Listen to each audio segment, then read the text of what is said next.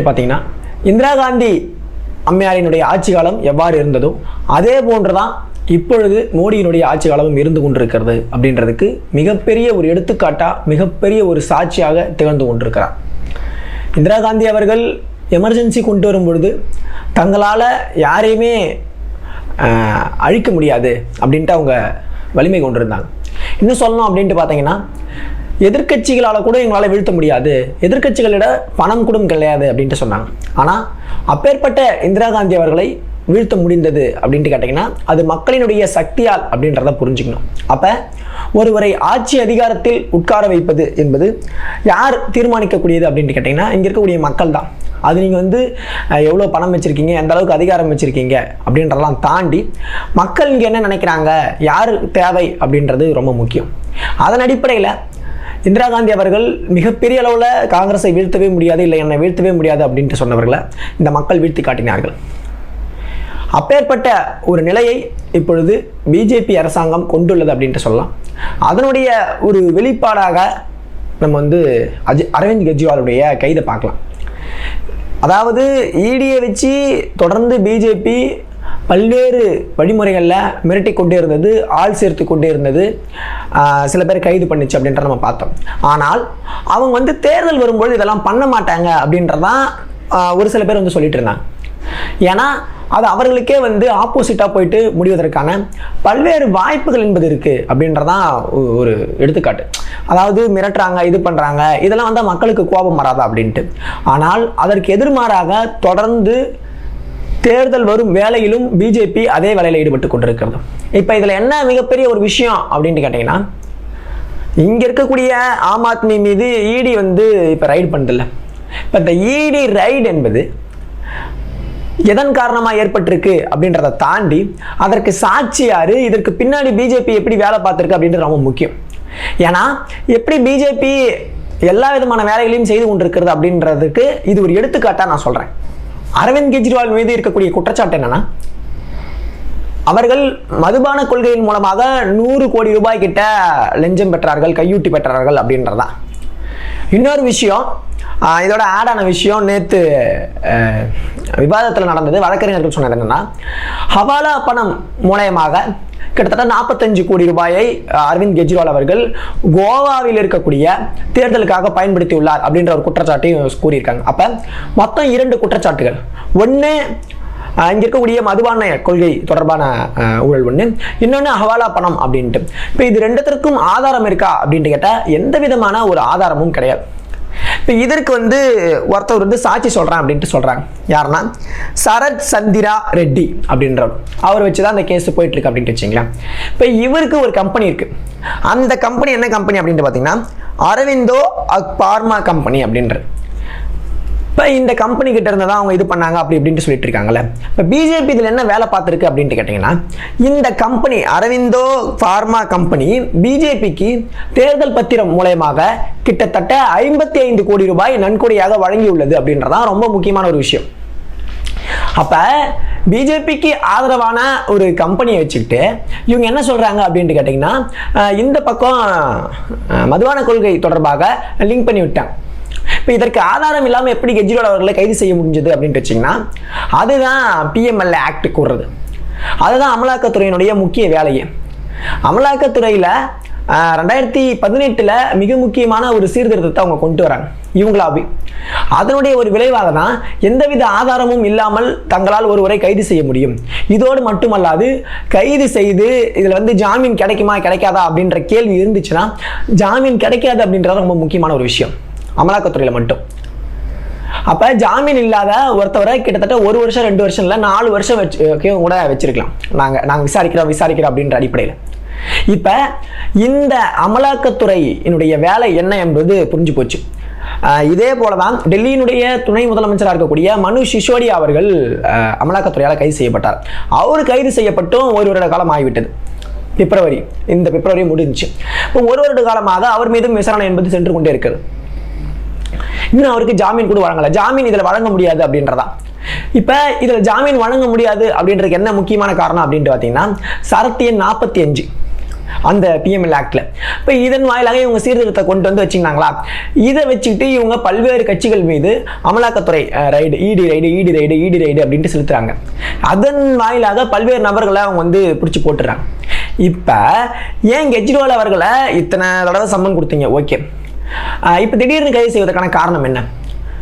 டெல்லி இருக்கக்கூடிய நீதிமன்றம் என்ன சொல்லிச்சு அப்படின்ட்டு பார்த்தீங்கன்னா, இதை வந்து விசாரிக்கிறதுக்கு தடை கிடையாது, ஓகே, அவர் வந்து கைது பண்ணுறதுக்கு தடை கிடையாது அப்படின்னு தான் சொல்லிச்சு. உடனடியாக கைது பண்ணுறாங்க. இவ்வளோ நாளா உங்களுக்கு வந்து சம்மன் அனுப்பின அப்படின்ட்டு ஒரு சில பேர் வந்து சொல்லிட்டு இருக்காங்க. என்னன்னா, சம்மன் அனுப்பாங்களே, 10 தடவை சம்மன் அனுப்புனாங்களே, ஏன் வந்து அப்போ வந்து கெஜ்ரிவால் ஆஜராகவில்லை அப்படின்ட்டு. கெஜ்ரிவால் ஒவ்வொரு தடவையும் வந்து தெளிவாக குறிப்பிடுறாரு, என் மீது என்ன குற்றச்சாட்டு இருக்கு, சம்மன் அனுப்புவது விசாரணைக்காக வாங்க அப்படின்றது. 2 விஷயத்தை நம்ம வந்து கரெக்டாக புரிஞ்சுக்கணும். ஒன்று சம்மன் என்னன்னா, நாங்கள் உங்கள் மேலே வந்து விசாரணை நடத்த போகிறோம், விசாரணைக்கு ஆஜராகுங்க அப்படின்றது. இன்னொன்று ரிமாண்ட், கைதுக்கான ரிமாண்ட் வச்சுக்கிட்டு உங்களை வந்து நாங்கள் கைது பண்ண போகிறோம், இந்த குற்றச்சாட்டின் அடிப்படையில் இந்த விதமான சாட்சிகள் இருக்குது, அதனால் கைது பண்ண போகிறோம் அப்படின்றது. இப்போ பிஎம்எல்ஏ ஆக்ட் இப்போ கெஜ்ரிவால் அவர்கள் கைது ஆகியிருக்கிறது எதன் காரணமாக அப்படின்ட்டு பார்த்தீங்கன்னா, சம்மன் அனுப்பி அவர் என்ன குற்றச்சாட்டு அப்படின்றத நீங்கள் சொல்லலை, அதற்கான ஆதாரத்தை எதையுமே முன்னிறுத்தலை, நான் யார் அப்படின்ட்டு எதையும் சொல்லலை, ஒவ்வொரு டைம்லையும் ஒவ்வொரு சம்பவம்லையும் பல்வேறு விதமான குறைபாடுகள் இருந்துச்சு, அதன் காரணமாக திருப்பி அமைச்சேன் அப்படின்ட்டு சொல்லிட்டு இருந்தார். இப்போ நீங்கள் இப்போ அமலாக்கத்துறை நாங்கள் விசாரணை அப்படின்ற பேரில் நீங்கள் கைது செய்து பல வருட காலம் வைக்க வேண்டிய அவசியம் என்ன? இப்போ நம்ம மனுஷ் சிசோடியாவை அப்படி தான் பார்க்க வேண்டியிருக்கு. இப்போ அதே போல தான் கெஜ்ரிவாலுடைய நிலைமையும். ஏன் இப்போ இந்த அளவுக்கு அப்படின்ட்டு கேட்டிங்கன்னா, டெல்லியினுடைய நிலைமை என்பது மோசமாக இருந்துகிட்டு இருக்கு. டெல்லி யாருக்கு மோசமாக இருக்குது அப்படின்ட்டு பார்த்தீங்கன்னா, பிஜேபிக்கு.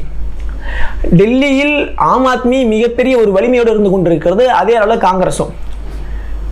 ஆம் ஆத்மி காங்கிரஸோடு கூட்டணி வைப்பதை இங்கே இருக்கக்கூடிய பாஜக விரும்பவில்லை அப்படின்றது ரொம்ப முக்கியம். அதனால தான் ஏற்கனவே அவருக்கு வந்து தொடர்ந்து அழுத்தம் கொடுக்கப்பட்டது ஆம் ஆத்மியில் இருக்கக்கூடிய கெஜ்ரிவாலுக்கு. கெஜ்ரிவால் மட்டுமல்லாது ஆம் ஆத்மியை சேர்ந்த பல்வேறு நபர்களுக்கு என்ன சொன்னாங்க பிஜேபியை சார்ந்தவர்கள் அப்படின்ட்டு கேட்டிங்கன்னா, நீங்கள் வந்து எங்களோட வந்து கூட்டணி வைங்க பிஜேபியோட அப்படின்ட்டு சொன்னாங்க. கெஜ்ரிவாலே கூட பல மேடைகளில் சொல்லியிருக்காரு, எனக்கு அழுத்தம் படுகிறது, இந்தியா கூட்டணியோட சேராதீங்க அப்படின்ட்டு சொல்கிறாங்க பாஜகவை சார்ந்தவர்கள் அப்படின்ட்டு, இல்லைனா உங்கள் மீது கைது நடவடிக்கை எடுக்கப்படும் அப்படின்ட்டு அந்த அங்கே இருக்கக்கூடிய அமைச்சர்களே சொன்னாங்க. அப்போ உங்களுக்கு ஒரு இடம் மோசமாக இருக்குது அப்படின்ட்டு வச்சிங்கன்னா, அதன் காரணமாக நீங்கள் அவரை கைது பண்ணுறது எந்த விதத்தில் நியாயமாக இருக்கும்? அவர் தேர்தல் பரப்புரைகளில் வந்தால் வெளியே வந்து மக்களை சந்தித்தால் உங்களால் ஆட்சிக்கு வர முடியாது அப்படின்ற நல்லாவே தெரியுது. டெல்லி மட்டும் இல்லை, டெல்லியினுடைய நிலைமை பாஜகவுக்கு மிக மோசமாக இருக்கிறதுன்றதோடு மட்டுமல்லாது, பஞ்சாப் போன்ற இடம் இவங்களுக்கு ஆம் ஆத்மிக்கு ஆதரவாக இருக்குது. ஹரியானாவில் ஒரு சீட் வந்து கொடுத்துருக்காங்க அங்கே, அப்புறம் குஜராத்தில். இப்போ இப்படி குஜராத்தில் முழுவதுமாக தாங்கள் தான் கைப்பற்றி விட வேண்டும் அப்படின்ற ஒரு எண்ணம் பிஜேபிக்கு இருந்து கொண்டே இருக்கிறது. ஆனால் குஜராத்தில் ஆம் ஆத்மியும் காங்கிரஸும் கூட்டு சேர்ந்துள்ளது. அப்போ 2 பேரும் ஒன்று கூடி இருக்கக்கூடிய நிலையில் அவர்களுக்கு 2 பேருக்கும் தனித்தனியாக விழக்கூடிய வாக்குகள் ஒன்று சேருவதற்கான அதிகப்படியான வாய்ப்புகள் இருக்குது. அதன் காரணமாக ஒரு சில இடங்களை குஜராத்திலேயே கைப்பற்றுவதற்கான வாய்ப்பு என்பது இருந்து கொண்டிருக்கிறது. அப்போ இது பிஜேபிக்கு ஒரு அச்சத்தை ஏற்படுத்துகிறது. நாங்கள் இருக்கக்கூடிய இடங்கள்ல முழுவதுமா எங்களுக்கு வேணும்ல, ஒரு சில இடங்களை கூட விட்டு கொடுக்க மாட்டேன் அப்படின்றது எந்த விதத்தில் நியாயமா இருக்கும்? அது ஒரு ஜனநாயகமா இருக்க முடியுமா? அதற்காக நான் என்ன வேணாலும் பண்ணுவேன், முழுவதுமா எனக்கு கிடைக்கிறதுக்காக நான் என்ன செயலை வேணாலும் செய்வேன் அப்படின்ற அடிப்படையில் தான் இப்போ அரவிந்த் கெஜ்ரிவாலுடைய கைது என்பது இருந்து கொண்டிருக்கு. அப்ப நீங்க ஜனநாயகமான முறையில் ஒரு தேர்தல் பிரச்சாரத்தையோ மக்களிடம் வாக்கு சேகரிப்பதையோ நடத்தி கொண்டிருந்தால் எந்தவித பிரச்சனையுமே கிடையாது. அதெல்லாம் விட்டுட்டு நான் மட்டும்தான் வரணும், வேற யாரும் வரக்கூடாது, அதற்கு என்னென்ன முயற்சிகள்லாம் எடுக்கணும் அந்த எல்லா முயற்சியும் நான் எடுப்பேன் அப்படின்ட்டு சொல்வது எந்த விதத்தில் நியாயமா இருக்கும்? இது ரொம்ப ரொம்ப முக்கியமான ஒரு கேள்வி. இப்போ டெல்லி, குஜராத், ஹரியானா, பஞ்சாப், இப்போ இது போன்ற இடங்களெல்லாம் ஆம் ஆத்மி என்னுடைய கெஜ்ரிவால் அவருடைய முகம் என்பது ஃபேமஸான ஒரு முகமாக பார்க்கப்படுது. அப்போ மக்களை சந்திக்கக்கூடாது அப்படின்றதுக்காக நீங்கள் இப்படி போடுறீங்க. ஆனால் மக்கள் இங்கே கொதித்து போய் உள்ளார்கள் அப்படின்றது ரொம்ப முக்கியம். மக்கள் எந்த விதத்தில் உங்களுக்கு ஆதரவு அளிப்பார்கள் அப்படின்ட்டு நம்புறீங்க? இப்போ கெஜ்ரிவால் அவர்கள் நேரடியாக வந்து முகம் காட்டலாம், இந்த நியூஸ் வந்து மக்கள் அடிப்படை மக்கள் எல்லாருக்கும் போய் சேர்ந்துருக்காது. அங்கே ரொம்ப முக்கியமான ஒரு கொஸ்டின்ல. அப்போ அங்கே இருக்கக்கூடிய மக்கள் என்ன நினைப்பாங்க, ஏன் இந்த மாதிரியான ஒரு சர்வாதிகார ஆட்சி பிஜேபி நடத்தி கொண்டிருக்கிறது அப்படின்ட்டு. அது இப்போ வந்து சோசியல் மீடியா அதிகப்படியாக வளர்ந்து விட்டது. எல்லா மக்களும் எல்லாத்தையும் வந்து தினந்தோறும் கவனித்துக் கொண்டிருக்கிறார்கள். ஒரு காலகட்டத்தில் நியூஸ் பேப்பர்ஸ் வீட்டுக்கு போய் சேரவே வந்து வசதி இல்லாத கிராமங்கள்லாம் இருந்தது. ஆனால் இப்போ அப்படி இல்லை, எல்லாருக்கிட்டையும் ஃபோன் இருக்குது, சோசியல் மீடியா இருக்குது. நீங்கள் மெயின் ஸ்ட்ரீம் மீடியா வந்து மோடி மீடியாவாக இருந்தாலும் சோசியல் மீடியா யாரோ ஒருத்தவங்க ஒரு மூலையிலிருந்து எல்லா விதமான உண்மை தகவலையும் பேசி கொண்டிருக்கலாம். அப்போ எல்லாரும் எல்லாவற்றையும் கவனித்துக் கொண்டிருக்கிறார்கள் அப்படின்றது ரொம்ப முக்கியம். மோடிக்கு எதிரான அலை இல்லை அப்படின்ட்டு மட்டும் தயவு செஞ்சு நினைச்சிடாங்க. இப்போ இந்த கெஜ்ரிவாலினுடைய கைது என்பது டெல்லி போன்ற வட்டாரங்களில் மிகப்பெரிய ஒரு பரபரப்பை ஏற்படுத்தியுள்ளது. இப்போ இதுவே பிஜேபிக்கு மிகப்பெரிய ஒரு ஆப்பாக போயிட்டு முடியுது. ஏன்னா நீங்கள் ஒரு நிறுவனத்தோட 55 கோடி ரூபாய் தேர்தல் பத்திரம் மூலமா வாங்கியிருக்கீங்க. இப்போ உங்களுக்கு அவங்களுக்கு தொடர்பு இருந்திருக்கு. இப்போ அவங்கள வச்சே நீங்கள் பிஜேபி என்ன பண்ணுதுன்னா இவர் மதுபான கொள்கையில் ஊழல் பண்ணாரு அப்படின்ட்டு திருப்பி விடுது. இப்போ இது நம்ம எப்படி பார்க்க வேண்டியிருக்கு. அதே டைம் இடி சரி இந்த டைம்ல ஏன் கைது பண்ணணும் அப்படின்னு கேட்டீங்கன்னா, ஒன்று தேர்தல், இன்னொன்று என்ன அப்படின்ட்டு பார்த்தீங்கன்னா இது தொடர்பாக உச்சநீதிமன்றத்தில் கேஸ் போயிட்டு இருக்கு. அந்த கேஸ்ல நான் முதல்ல சொன்ன பிஎம்எல்ஏ ஆக்ட் மூலமாக 45 அந்த சரத்து அது என்ன ஆகுது அப்படின்ட்டு பார்த்தீங்கன்னா, அந்த சட்டப்பிரிவு ரத்து செய்வதற்கான அதிகப்படியான வாய்ப்பு இருக்கு. உச்சநீதிமன்றம் அது தொடர்பான விசாரணை மேற்கொண்டுட்டு இருக்கு. அதாவது ஏற்கனவே இது தொடர்பாக பல்வேறு கேள்விகளை இங்க இருக்கக்கூடிய அரசுக்கும் ஈடிக்கும் கேட்டுட்டு இருக்கு. நீங்க மாட்டு சட்டப்பிரிவை மாத்திட்டீங்க, உங்களுக்கு ஏற்ற மாதிரி சேஞ்ச் பண்ணிட்டு 2018. ஆனா ஒரு நபரை ஒரு 15 நாள்ல காவல் எடுத்தா பரவாயில்ல, ஆனா நீங்க மாட்டு காவல் எடுத்துக்கிட்டே இருக்கீங்க, எங்களுக்கு எல்லா விதமான உரிமை இருக்குன்னு சொல்றீங்களா? எந்த அடிப்படையில்? வருஷக்கணக்காக நீங்க மாட்டு விசாரணை அப்படின்ற அடிப்படையில் எந்த விதமான ஆதாரமும் இல்லாம ஒரே நபரை எப்படி உங்களுடைய கூண்டுக்குள்ள அடைச்சு வைக்க முடியும் அப்படின்றத மிக முக்கியமான ஒரு கேள்வி. ஏங்க அதாவது தராசு ஷாம் அவர்கள் ஒரு விஷயத்தை சொன்னார், ரொம்ப முக்கியமான ஒரு விஷயம். எல்லாருமே நிரபராதிகள் தான், எல்லாருமே நிரபராதிகள் தான். எது வரைக்கும் அப்படின்னு கேட்டீங்கன்னா, குற்றம் நிரூபிக்கிற வரைக்கும் எல்லாமே நிரபராதிகள் தான். குற்றம் எப்பொழுது நிரூபிக்கப்படும்னா சாட்சிகள் இருக்கும் பொழுதுதான்.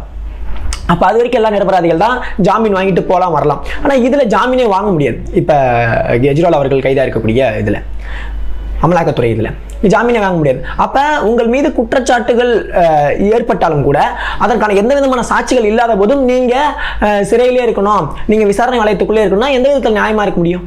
ரொம்ப முக்கியமான ஒரு கேள்வி இல்லை. ஒருவேளை நிரபராதி அப்படின்ட்டு சொன்னால் அப்போ அத்தனை நாள் அவர் நீங்கள் உங்கள் விசாரணை வளையத்துக்குள்ளே பல வருடங்களாக இருந்ததுக்கான காரணம், அதற்கான நியாயம் என்னவா கிடைக்கும், அதற்கான தீர்வு என்ன, நீதி என்ன அப்படின்ற பல கேள்விகள் வருது இல்லை. அப்ப டோட்டலா ஒன் லைன் தெரியுது, உங்களுடைய அரசியல் லாபத்திற்காக நீங்கள் எல்லா விதமான சட்ட திருத்தத்தையும் மாற்றிக்கொள்ளீர்கள் அப்படின்றது. அப்படிதான் நீங்க தேர்தல் பத்திரத்தை கொண்டு வந்தீங்க, இப்ப இந்த ஆக்டை கொண்டு வரீங்க, எல்லாத்தையும் சிஏ சட்டத்தை கொண்டு வரீங்க. இப்ப இது இந்திரா காந்தியினுடைய அந்த எமர்ஜென்சி பீரியட் அறிவிக்கப்பட்டதாக இருந்தாலும் இது அறிவிக்கப்படாத ஒரு எமர்ஜென்சியாக இருந்து கொண்டிருக்கிறது அப்படின்னா மக்களுடைய குற்றச்சாட்டு. டெல்லியில மிகப்பெரிய ஒரு பரபரப்பு ஏற்படுத்திக் கொண்டிருக்கிறது. மக்கள் எல்லாரும் தெருவில் இறங்கி போராடி கொண்டிருக்கிறார்கள். 26ஆம் தேதி வரைக்கும் எங்கள் போராட்டம் தொடரும் அப்படின்ட்டு அங்க இருக்கக்கூடிய ஆம் ஆத்மி கட்சியை சேர்ந்தவர்கள் அறிவிக்கிறார்கள். நீதிமன்றம் இவர்களுக்கு நீதிமன்ற காவலாக 28ஆம் தேதி வரைக்கும் அரவிந்த் கெஜ்ரிவாலை வச்சிருக்கணும்னு சொல்றாங்க. எதிர்த்தரப்பு வழக்கறிஞர் 10 நாள் எங்களுக்கு வேணும் அப்படின்ட்டு சொன்னாங்க. 28ஆம் தேதி வரைக்கும் அவரை சரணை வளையத்துக்குள்ள வச்சுட்டுருங்க, ஓகே அப்படின்ட்டு சொல்லியிருக்காங்க. இப்போ இதற்கு நாடு முழுவதும் இருந்து எதிர்ப்புகள் கிளம்புகிறது. ராகுல் காந்தியில இருந்து, மல்லிகார்ஜுன கார்கேவில இருந்து, இந்த பக்கம் மேற்கு வங்கத்தில் மம்தா பானர்ஜில இருந்து, இங்க தமிழ்நாட்டில் முதலமைச்சர் மு.க. ஸ்டாலின் வரைக்கும் அந்த இது வருது. நான் சொல்றது ஒரு இந்தியா முழுவதும் இருக்கக்கூடிய எல்லா விதமான மாநிலங்களிலிருந்தும் இதற்கான எதிர்ப்பு குரல்கள், எல்லா இடங்களிலும் போராட்டங்கள் நடந்து கொண்டிருக்கிறது இந்தியா கூட்டணி சார்பில். இங்கே தமிழ்நாட்டில் திமுக சார்பில் போராட்டம் நடந்துச்சு. அப்ப இது நம்ம பார்க்க வேண்டியுள்ளது. ஏங்க ஒரு விஷயம் நடக்குது, ஒரு கைது சம்பவம் அப்படின்னும் பொழுது குற்றவாளிகள் தண்டிக்கப்படக்கூடியவர்கள் தானே அப்படின்ற ஒரு கேள்வி எல்லோருக்கும் இருக்கும். எந்த ஒரு குற்றவாளியா இருந்தாலும், அது யாரா இருந்தாலும் சரி, நானா இருந்தாலும் சரி, நீங்களா இருந்தாலும் சரி, எந்த ஒரு உயர் பதவியில் இருந்தாலும் சரி, இது எவ்வளவு பெரிய ஜனாதிபதியாக இருந்தாலும் சரி, குற்றம் செய்யப்பட்டால் தண்டிக்கப்படக்கூடியவர்கள், அதில் எந்த விதமான சந்தேகமே இல்லை. ஆனால் அந்த குற்றம் உறுதி செய்யப்பட வேண்டும், ஆதாரப்பூர்வமாக நிரூபிக்கப்பட வேண்டும் அப்படின்றதான் உண்மை. அதை விட்டுட்டு இவ்வளோ நாளாக இருந்துட்டு இப்போ அரசியல் காரணங்களுக்காக இல்லை அரசியல் ஒரு சூழ்நிலைக்காக உடனடியாக தேர்தல் தேதி அறிவிக்கப்பட்டாச்சு. எப்போ எலெக்ஷன் டேட்டுன்னு சொல்லிட்டாங்க, எத்தனை கட்டமாக தேர்தல் அப்படின்ட்டு சொல்லிட்டாங்க. இந்த தேர்தலுடைய வாக்கு எண்ணிக்கை எப்போ, ரிசல்ட் எப்போ, எல்லாமே சொன்ன பிறகு வேட்பாளர் பட்டியல்லாம் வெளியாகி கொண்டிருக்கக்கூடிய நிலையில் நீங்கள் என்ன பண்ணுறீங்க, கைது பண்ணுறீங்க. அப்போ இது எந்த விதத்தில் நியாயமாக இருக்கும்? பிரச்சாரத்தை நீங்கள் தொடங்கிட்டீங்க, பல்வேறு இடங்களுக்கு போகிறீங்க, தமிழ்நாட்டுக்கே பல முறை வந்துட்டீங்க. அதிலே மிகப்பெரிய ஒரு கேள்வி இருக்கு, எப்படி தமிழ்நாட்டுக்கு இத்தனை முறை பிரதமர் மோடி அவர்கள் போனார், முதல் கட்ட தேர்தல் தமிழ்நாட்டில் அப்படின்ட்டு. இப்போ எல்லாமே தேர்தல் ஆணையம் கூட உங்களுடைய பக்கமுக்கு ஆதரவாக இருக்கு அப்படின்ற கேள்விகள் எழுகிறது. இப்போ எல்லாமே தெரிஞ்சுட்டு தானே நீங்கள் பண்ணுறீங்க. அப்போ இது எந்த விதத்தில் ஜனநாயகபூர்வமாக இருக்க முடியும்? நீங்களே எல்லா டிசிஷனும் எடுக்கிறது, யாருமே சுயேட்சாக செயல்பட முடியாமல் எல்லா விதமான அதிகாரமும் உங்கள் கையில் இருந்தா, இப்போ இது ஒரு டம்மி அமைச்சரவையா இருக்கா? எல்லா விதமான முறையிலும் மோடி தான் இருக்கிறாரு. மற்ற எந்த அமைச்சர்னா என்ன பேசுறாங்களா? எந்த அமைச்சர்னா என்ன ஒரு விழாவில் கலந்துக்கிறாங்களா? ரொம்ப ரொம்ப முக்கியமான ஒரு கேள்வி. இப்போ தமிழ்நாட்டில் பார்த்தீங்கன்னா ஒவ்வொரு அமைச்சரும் ஒவ்வொரு இடத்த வந்து பேட்டி கொடுக்குறாங்க, அதை திறந்துட்டு பல்வேறு திட்டங்களை செயல்படுத்திட்டு. இப்போ இதே போல் இந்தியாவில் இருக்கக்கூடிய பல்வேறு திட்டங்களை இப்போ ரயில்வேவில் மிக முக்கியமானது என்ன அப்படின்ட்டு பார்த்தீங்கன்னா, நீங்கள் ட்ரெயின்லாம் விட்றீங்க புதுசாக. அப்போ ரயில்வே துறை அமைச்சர் எங்கே போனார்? இப்போ இங்கே இலங்கை மீனவர்கள் வந்து கைது செய்யப்பட்டு ராமேஸ்வரத்தில் இலங்கை கடற்படையினால் மீனவர்கள் கைது செய்யப்பட்டுள்ளார்கள். இப்போ ராமேஸ்வரம் மக்கள் வந்து போராடிட்டு இருக்காங்க வேலை நிறுத்தம் அப்படின்ட்டு. இப்போ இதற்காக நீங்கள் மீன்வளத்துறை அமைச்சர் மத்தியிலேருந்து எதனா ஒரு பேட்டி கொடுத்துருக்காங்களா? எதனா ஒன்று சொல்லியிருக்காங்களா? அவங்க இந்திய மக்கள் தானே, ஏன் அவங்களுக்காக நீங்கள் எதுவும் இது பண்ண மாட்டீங்க? நீர்வளத்துறை அமைச்சர் எதனா பேட்டி கொடுத்துருக்காங்களா? இல்லை கடல்சார் துறையிலேருந்து எந்த விதமான எதுவுமே கிடையாது. எல்லாத்துக்கும் மோடி தானே இது பண்ணுறாரு. இது கேட்க வேண்டிய உள்ளதில்ல, ரொம்ப ரொம்ப முக்கியமானதில்ல. இதில் இன்வெஸ்ட்மெண்ட் எடுக்கிறேன் அப்படின்ட்டு சொல்கிறீங்க, அதற்கு தொழில்துறை அமைச்சர் எதனா இது பண்ணியிருக்காங்களா? எதுவுமே கிடையாது. அப்போ இந்த அமைச்சரவை என்னவா இருக்குது மத்தியில் இருக்கக்கூடியது? நீங்கள் ரொம்ப ரொம்ப சிந்திச்சு மைனூட்டாக பார்த்தீங்கன்னா எல்லா விதமான கோடுகளுமே எல்லா விதமான டிசிஷனுமே போயிட்டு அப்படியே விழுதுகள் மாதிரி போயிட்டு ஒரே ஒரு ஆள் யார் அப்படின்ட்டு பார்த்தீங்கன்னா அது மோடியாக தான் இருக்கார். அதுக்கு கீழே தான் அப்படியே எல்லாம் பிரிஞ்சு வந்து. அப்போ இது ஒரு சர்வாதிகார அரசாக இருந்து கொண்டிருக்கிறது அப்படின்றத எந்த விதமான ஒரு கேள்வியும் தேவையில்லை, அதான் உண்மை. அப்படிதான் நடந்து கொண்டிருக்கிறது. அரவிந்த் கெஜ்ரிவாலுடைய கைது முழுக்க அரசியல் காரணங்களுக்காக, ஆனால் அது மோடிக்கு மிக முக்கியமான ஒரு ஆபத்தை ஏற்படுத்தக்கூடியதாக இருக்கிறது. அது டெல்லி, பஞ்சாப், ஹரியானா, குஜராத் அவர்களுடைய மாநிலத்திலேயே மிகப்பெரிய ஒரு அதிர்வலையை கிளப்பியிருக்கு. எப்படி வந்து ஒரு அரசியல் கட்சியில் இருக்கக்கூடியவரை போயிட்டு கைது பண்ண முடியும்? அதுவும் மக்களை சந்திக்க விடாம அப்படின்றது மக்கள் மத்தியில் மிக முக்கியமான ஒரு அதிருப்தி ஏற்படுத்தியிருக்கும். சரிங்களா? அப்ப இதன் மூலமாகவே பிஜேபிக்கு எதிரான வாக்குகள் திரும்புவதற்கான அதிகப்படியான சாத்தியங்கள் இருந்து கொண்டிருக்கிறது. இப்போ உச்சநீதிமன்றத்தினுடைய தீர்ப்புக்காக அவர்கள் காத்திருக்காம அது எப்போ வருமோ அப்படின்ட்டு அவசரமாக அந்த கைது, ஒருவேளை ஜாமீன் வாங்குற மாதிரியோ வேற எதனா அந்த 45 சட்டப்பிரிவு எடுத்துட்டா என்ன பண்றது அப்படின்றது. இப்போ இது எல்லாமே சேர்ந்து தான் அரவிந்த் கெஜ்ரிவாலை கைது செய்துள்ளது. அதற்கு பின்னாடி இருக்கக்கூடிய பின்னணியும் இதுவாக தான் இருக்கு. அதே நேரத்தில் தேர்தல் பத்திரம் மூலமாக அந்த கம்பெனி கிட்ட இருந்து 55 கோடி, இது எல்லாத்தையும் நம்ம பார்க்க வேண்டும். பின்னாடி எவ்வளோ விதமான அரசியல் ஓடிட்டு இருக்கு அப்படின்றத. அப்போ உங்களுடைய கருத்துக்கள் என்னவா இருக்கு அப்படின்றத நம்முடைய கமெண்ட் செக்ஷனில் கமெண்ட் பண்ணுங்க. தொடர்ந்து நம்ம சேனலோட இணைந்திருங்கள். நம்ம சேனலை சப்ஸ்கிரைப் பண்ணிடுங்க, உங்கள் நண்பர்களுக்கும் ஷேர் பண்ணுங்க. நன்றி, வணக்கம்.